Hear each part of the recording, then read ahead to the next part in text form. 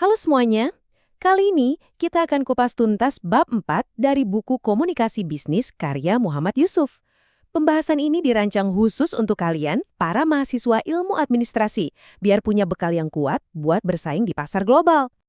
Oke, ini dia peta perjalanan kita. Kita mulai dari gambaran besarnya, lalu kita dalami apa itu komunikasi lintas budaya, lihat akarnya dari mana, terus kita bedah studi kasus nyata, dan terakhir kita simpulkan apa bekal terpenting buat kalian. Oke, kita mulai dari yang pertama. Di zaman sekarang ini kan dunia udah kayak nggak ada batasnya lagi ya. Jadi kenapa sih kemampuan komunikasi lintas budaya ini bukan lagi sekedar nilai plus, tapi udah jadi syarat mutlak? Coba deh bayangin, satu anggukan kepala yang di sini artinya setuju, di tempat lain bisa berarti enggak banget. Atau cara kita kasih kartu nama, kalau salah bisa langsung bikin calon partner bisnis jadi ilfeel.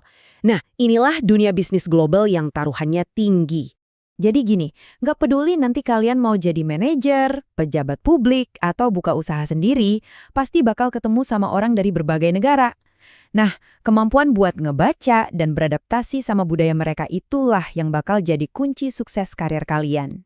Oke, kita sering banget kan dengar istilah komunikasi lintas budaya. Tapi sebetulnya apa sih artinya? Apalagi kalau kita bicara konteks bisnis. Yuk kita bedah bareng-bareng. Gampangnya gini deh, ini tuh soal gimana pesan yang kita kirim lewat email, presentasi, atau bahkan iklan bisa ditangkap dengan cara yang beda banget sama orang di Jakarta dibanding katakanlah orang di Seoul atau Berlin. Kenapa? Ya karena bahasa, nilai-nilai, dan gaya hidup mereka itu beda. Terus, kenapa ini penting banget? Pertama, biar kita lebih ngerti apa maunya pelanggan dari seluruh dunia. Kedua, biar nggak ada salah paham fatal yang bisa bikin rugi. Ketiga, ini bantu banget buat bikin suasana kerja yang enak dan inovatif. Dan yang paling keren, ini bisa buka pintu ke peluang-peluang bisnis yang nggak pernah kita bayangin sebelumnya. Nah, kalau kita mau bener-bener jago soal ini, kita nggak bisa cuma lihat permukaannya aja. Kita harus gali lebih dalam lagi, cari tahu dari mana sih akar perbedaan budaya ini datangnya. Coba perhatiin definisi ini. Budaya itu bukan cuma soal makanan atau hari libur nasional. Anggap aja budaya itu kayak sebuah kacamata yang nggak kelihatan, yang dibentuk dari pengalaman bareng-bareng. Dan akhirnya mempengaruhi cara kita mandang dunia, cara kita bersikap, bahkan cara kita mikir. Nah, ini dia pilar-pilar utamanya. Ada nilai dan norma sebagai fondasinya, bahasa sebagai alat komunikasinya, terus ada struktur sosial, agama, dan pendidikan yang membentuk cara kita berinteraksi sehari-hari. Semua ini saling nyambung dan bikin tiap masyarakat itu unik. Ini nih salah satu perbedaan paling dasar yang wajib kalian tahu. Di budaya konteks tinggi, pesan itu seringnya tersirat. Jadi, apa yang tidak diucapkan itu bisa jadi sama pentingnya. Sebaliknya, di budaya konteks rendah, komunikasi itu lugas, to the point, ngomong apa adanya.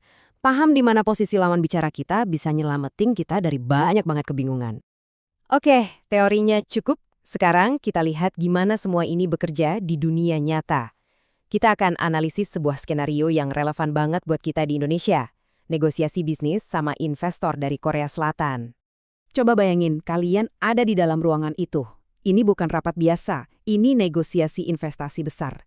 Seperti yang ada di buku kalian, setiap kata, setiap jeda, bahkan setiap gestur tubuh itu bisa jadi penentu deal atau enggaknya proyek ini. Oke, sekarang ayo kita pakai ilmu yang tadi. Tim dari Korea kan, cenderung dari budaya konteks tinggi dan sangat hierarkis. Artinya, cara mereka komunikasi mungkin lebih nggak langsung dan sangat menghormati senioritas. Nah, tim Indonesia mungkin lebih fleksibel. Kalian bisa lihat nggak potensi gesekannya di mana?